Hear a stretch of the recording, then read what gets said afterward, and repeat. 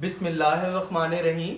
आज chapter 2 vectors and equilibrium lecture 3 हम start करेंगे, जो हमारा टॉपिक है एडिशन ऑफ वेक्टर्स। हमें पता है कि एडिशन ऑफ वेक्टर या सब्ट्रैक्शन ऑफ वेक्टर या मल्टीप्लिकेशन ऑफ वेक्टर हमारे सिंपल अर्थमेटिक रूल से नहीं होते। ये हमने प्रीवियस लेक्चर्स में देखा था। अब हम किस तरह से वेक्टर्स को ऐड कर सकते हैं, सब्ट्रैक्ट कर सकते हैं, मल्टीप्लाई कर सकते हैं, वो आज हमारा टॉपिक है। तो एडिशन ऑफ वेक्टर हमारे पास किस रूल से होता है? वो addition of head to tail rule.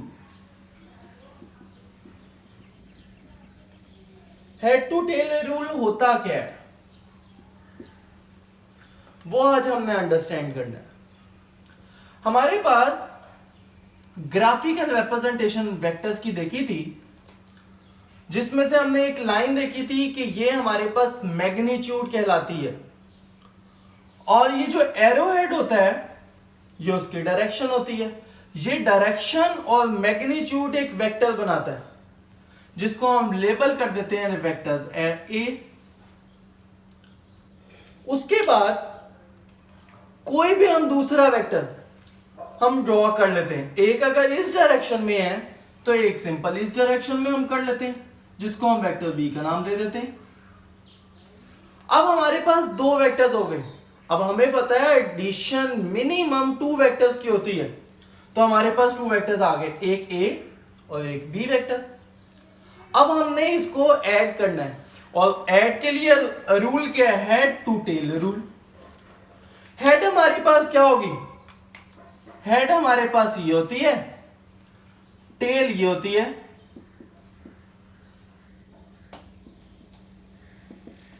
अब इसमें एक चीज आपने ट्रिक याद रखना है कि जब भी वो हेड टू टेल की बात करेगा, अगर ए प्लस बी का कह रहा है वो,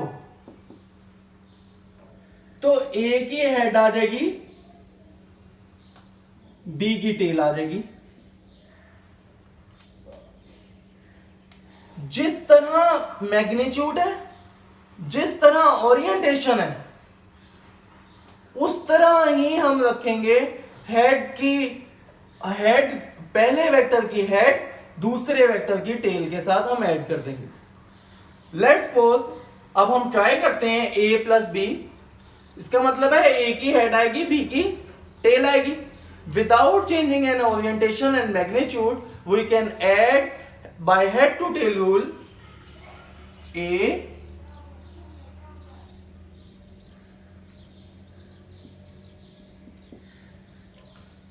अब ये हेड है, ये इसकी टेल है, ये इसके ऊपर कंसाइड करवा देते हैं। जब ये हमने कंसाइड करवाया तो जो रिजल्टेंट होगा वो हमारे पास लेबल कर देंगे R is equal to A plus B से। ये जो रिजल्टेंट है ये a प्लस बी का साइन है। इसका मतलब है रिजल्टेंट कैसे ड्रॉ होगा? पहले वेक्टर की टेल सेकेंड वेक्टर की हेड से हमने जैसे ही कोइंसाइड किया तो हमारे पास क्या आ गया? Resultant vector. और वो किसका रिजल्टेंट है? a प्लस बी वेक्टर्स का। दो वेक्टर्स को हमने ऐड किया तो हमारे पास रिजल्टेंट आया R is equal to A plus B. अब ये जो रिजल्टेंट वेक्टर है ये कंबाइंड इफेक्ट है ए और बी का। अब हमने एक और चीज देखनी है कि रिजल्टेंट वेक्टर सिमिलर क्वांटिटीज का होता है। लाइक फोर्सेस, अगर यहां पे सिमिलर क्वांटिटीज हैं, लाइक फोर्स है तो फोर्स के साथ ऐड हो गया तो रिजल्टेंट फोर्स आएगा।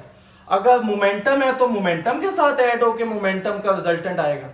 तो हमारे पास सेम फिजिकल क्वांटिटीज की एडिशंस हमारे पास रिजल्टेंट देती हैं। ऐसा नहीं होता कि मोमेंटम आप फोर्स में ऐड कर रहे हो, मोमेंटम आप इंपल्स में ऐड कर रहे हो, तो आप इस तरह से नहीं होगा। Same physical quantities can be added, subtracted.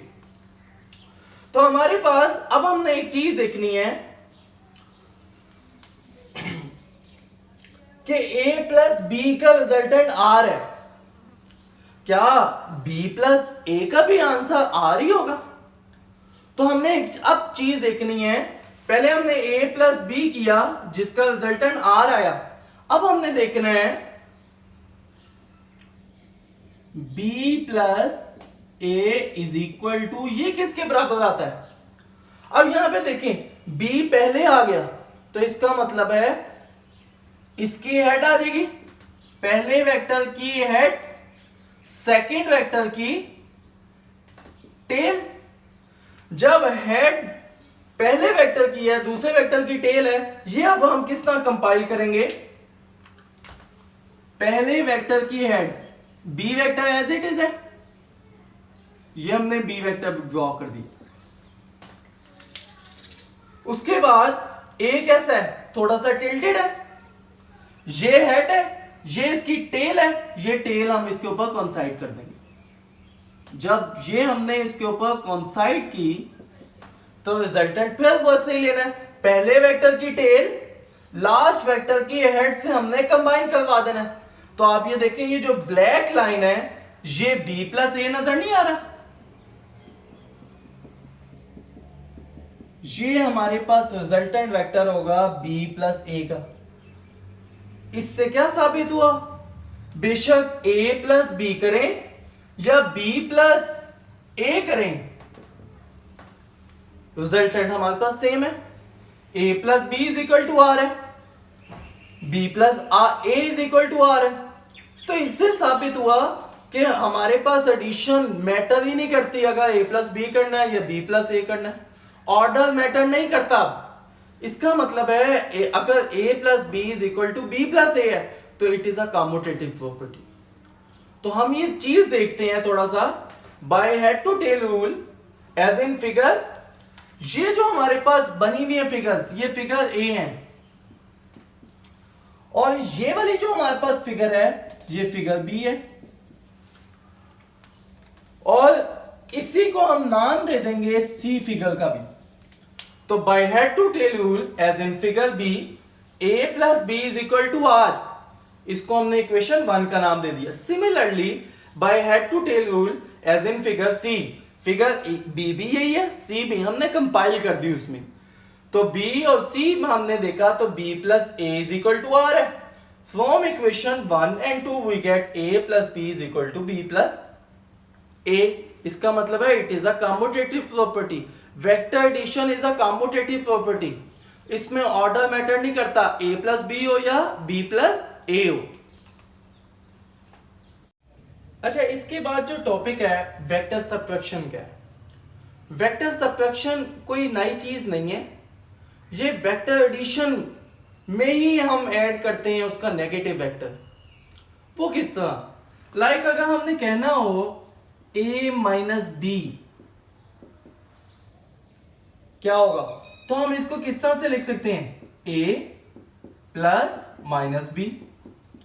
इसका मतलब है इस वेक्टर का b वेक्टर का हमने सबसे पहले नेगेटिव वेक्टर लेना है और a वेक्टर में ऐड कर देना है। किस तरह, लाइक बेटा मैं समझाता हूं, सबसे पहले नेगेटिव वेक्टर लेते किस तरह से हैं। लाइक आपके पास एक वेक्टर है a, अगर वो आपको कहता है नेगेटिव a फाइंड करें या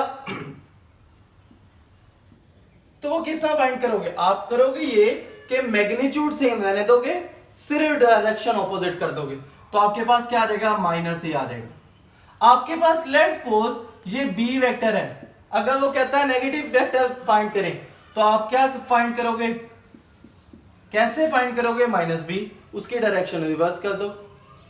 आपके पास कोई भी सी वेक्टर है, अगर ऑपोजिट फाइंड करने को कहता है माइनस सी फाइंड कर लोगे आप। तो अब ये देखो, अब हम काम अपना